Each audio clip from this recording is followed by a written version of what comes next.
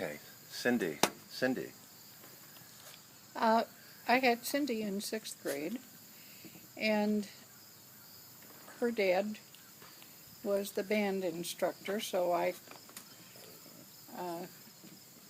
I knew who she was before she came to my class. And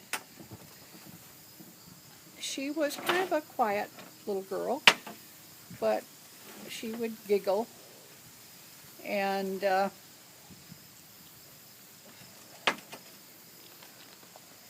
she was just friendly, you know.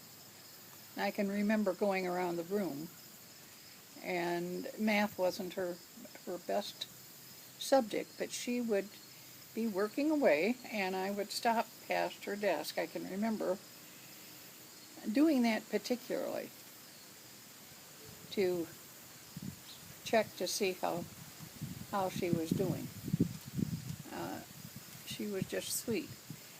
And during that year, she and Rosemary got together, and they were doing some things together. And Rosemary had gotten a ring in in the fall, I think, of being in the 6th grade, and she went to Cyndi's house, and I don't know what they were doing, but they were going to do something. And I think there had been some work done on the yard or along the sidewalk or something, and Rosemary had lost her ring in that area. And so when we found that out, why, Arlen went over, and he ended up seeing this ring glittering on the side. But she was a sweet little girl. Look, she had curly hair like her dad, and she was just, she was one of those little people that were kind of over by your side, might be up. That's probably why I was over checking to see how she was doing with her math assignment, because I think she would be just kind of over at my side every so often to either seek a little help or maybe just to uh, feel included, She was sort of the new kid on the block. They had moved from Shepherd when she was 9, and Okay, I think okay. 5th grade was her first year Okay. at Wright Avenue. Well, and see, I probably didn't know that at the time, because since he was the band instructor, I would have been aware of that. He liked the term director. He was the Yes. band director. Yeah, right. Just call me Maestro. And and I remember then later seeing her in the car with her dad, and I don't know if it was her brother that was in the front. There was somebody else in the front. She was sitting in the middle, and her dad, would turn and look down at her just most adoringly. She was absolutely the apple of his eye. She was so cute. And then, of course, with Connie, their son and Andy swam around about at the same time. And so I worked with Connie. We'd sell food when we'd have a big swim meet on a weekend. At the community center? I think that might have been in the gym, or There was no pool No, in the gym. well, no, this was when we had a pool. When you say we, who's we? I'm not good with pronouns. Well, see, at that point, Cyndi would have been through school, so. Oh, you're going beyond this thing. Okay, Yeah, right. yeah. There was a pool at our new back in 71. Yeah. Mm-hmm.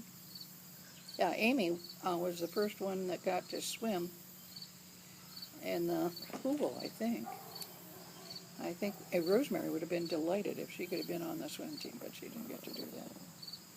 So, any more about Cyndi? No, You know, Cyndi is the one I want to hear the most about. yeah.